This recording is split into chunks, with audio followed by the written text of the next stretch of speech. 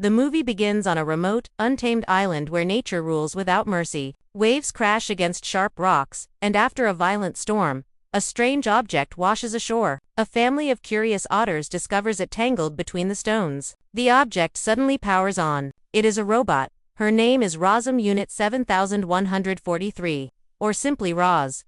Roz is a helper robot, designed to complete tasks for humans. But here, there are no humans. Only trees, animals, wind, and water. As another wave slams into the rocks, Roz instinctively adapts, climbing the cliff wall just like a crab she sees nearby. From the very start, the robot learns by observing the wild. Roz enters the forest and attempts to help the animals, introducing herself and asking for tasks. Instead of gratitude, she causes fear and chaos. Her stiff movements and metallic voice terrify the creatures. Birds scatter, animals attack, and some even try to destroy her. They call her the monster or the thing. When they knock her over and see her repair herself, their fear only grows. Realizing communication is the problem, Roz reprograms herself to learn the animals' language. After days of listening and analyzing, she finally understands them and can speak back. But by then, the animals want nothing to do with her.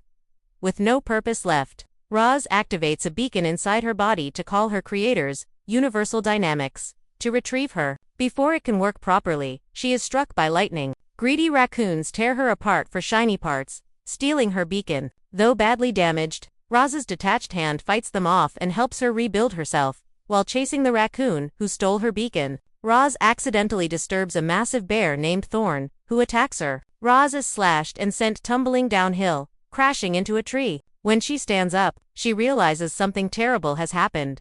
She has destroyed a goose nest. The mother goose and her eggs are dead. Except for one remaining egg. Roz takes the egg with her, unsure what to do. A clever fox named Fink steals it, hoping for a meal. But after a short chase and some painful run-ins with a porcupine, Roz recovers the egg. As she removes quills from Fink's body, the egg begins to crack. A gosling hatches. The baby goose immediately imprints on Roz, believing the robot is his mother. Roz doesn't understand this bond. She tries to walk away, assuming her task is complete, but the gosling follows her everywhere. When Roz tries to reactivate her beacon again, the gosling accidentally breaks it. Confused and overwhelmed, Roz meets a possum named Pinktail, who explains what imprinting is, and gently tells Roz that, like it or not, she is now the gosling's mother.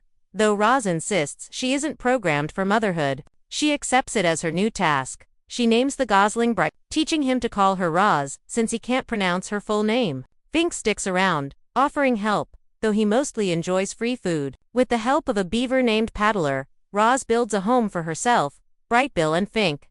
Time passes. Roz begins to change.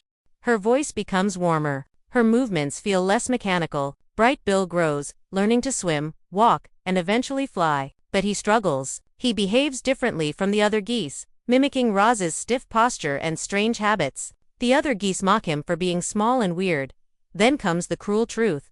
They tell Brightbill that Roz is responsible for his mother's death.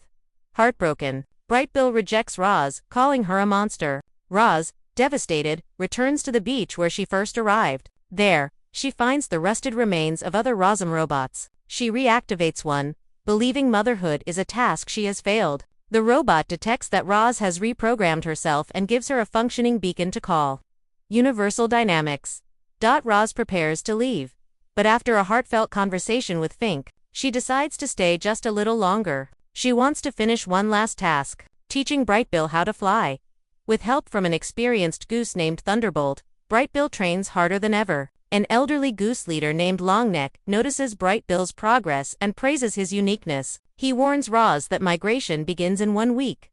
The day arrives, Brightbill takes to the sky with the flock. Roz watches, overwhelmed with emotion. As the geese disappear into the clouds, Roz finally activates her beacon, but turns it off at the last moment, choosing to return home instead.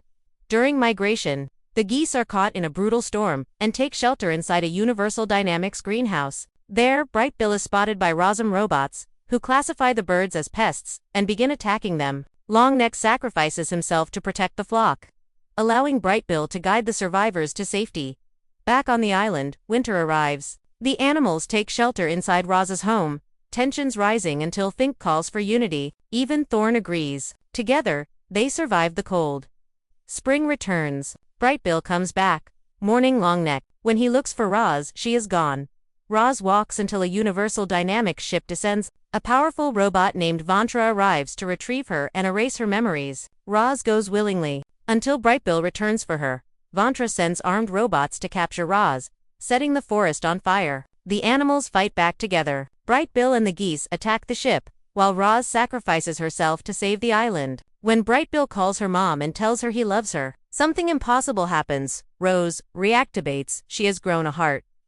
Together, they defeat Vantra, extinguish the fire, and save the forest. Though hailed as a hero, Roz chooses to leave, knowing Universal Dynamics will never stop hunting her. Months later, the animals thrive again. Fink tells stories of Roz to the younger ones. In a greenhouse far away, a robot works silently. Brightbill appears and hugs her. She smiles and says, "You can call me Roz." After the credits, a new tree is planted where the old one once stood.